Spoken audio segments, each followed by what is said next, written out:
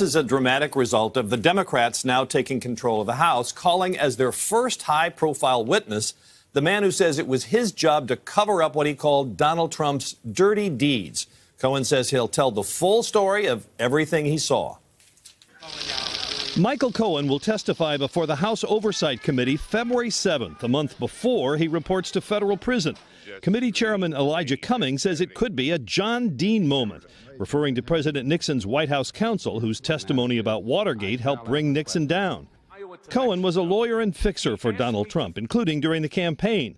He says he'll give a full and credible account of the events which have transpired, no doubt including his role in arranging hush money payments for two women who claimed they had affairs with Mr. Trump, something the president has denied. To avoid interfering with the Mueller investigation, he might not be asked about contacts he had with the Russians, including his role in trying to clear the way for a Trump Tower in Moscow, which put him in contact with Kremlin leaders. But the chairman of the House Intelligence Committee wants Cohen in a separate closed session. My understanding from his counsel is that he wants to tell his story before the Government Reform Committee, but not go to the Russia questions. Those questions still need to be answered. After at first praising him, President Trump called Cohen weak after his former lawyer cooperated with Mueller and pleaded guilty.